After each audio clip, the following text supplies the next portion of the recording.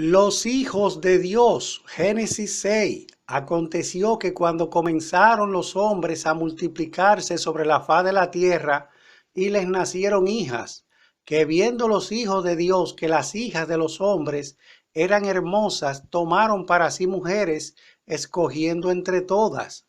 Se sobreentiende que cuando se menciona aquí el término hombres, aparte de abarcar hombre y mujer como género común, también incluye a toda la humanidad en ese momento, buenos y malos, santos y pecadores. Es decir, el término hombre es exclusivo de los humanos, así como lo era el término hijos de Dios para los ángeles en general, buenos y malos. Para ese tiempo incluso el mismo Cristo se autodenominaba el Hijo del Hombre, y ese sí era el verdadero Hijo de Dios. Cuando dice y les nacieron hijas, no quería decir que solamente les nacían hembras, sino que es de ellas que se estará hablando en el relato. Respecto a esta cita tenemos dos teorías.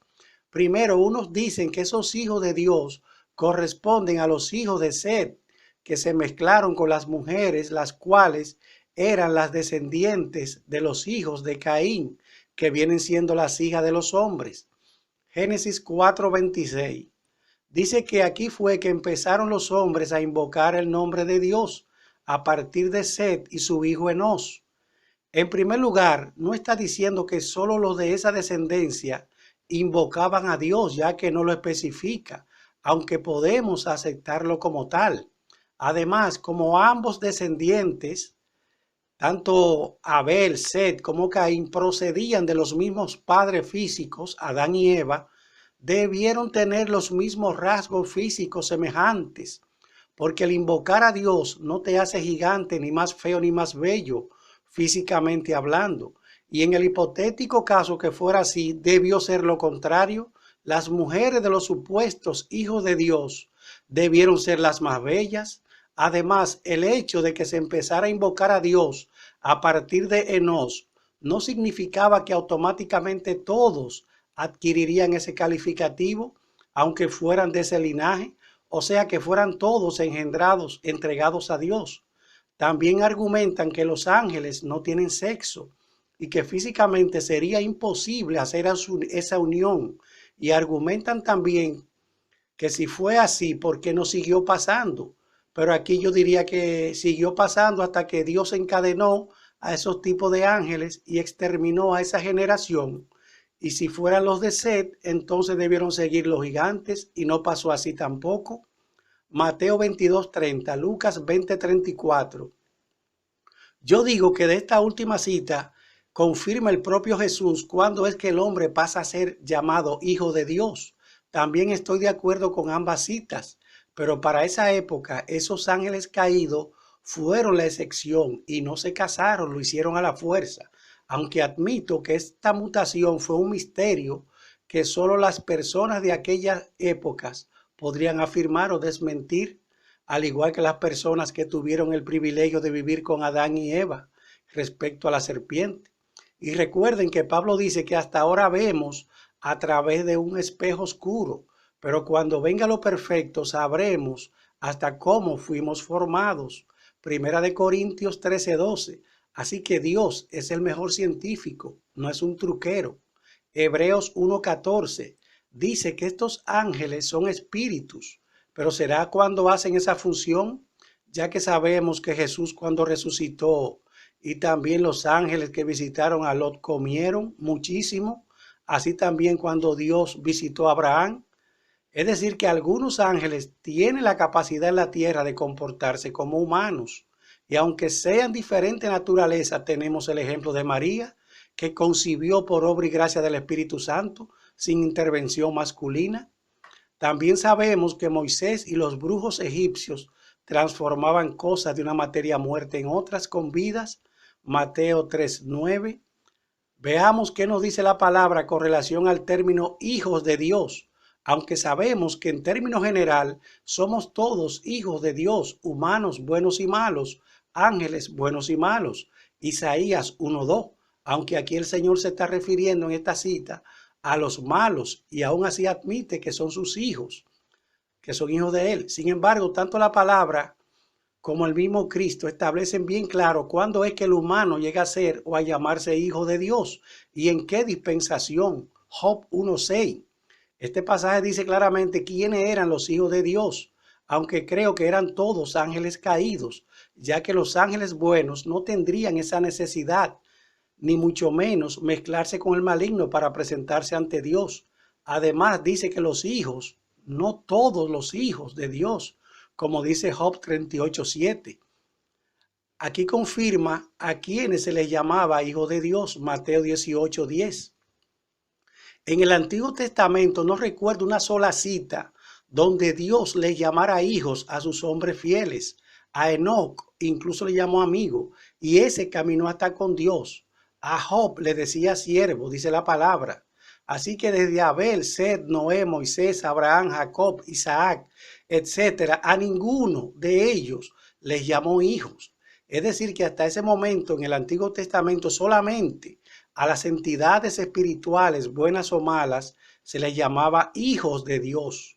La pregunta sería si es posible que los ángeles adquirieran forma humana y además que funcionen como humanos.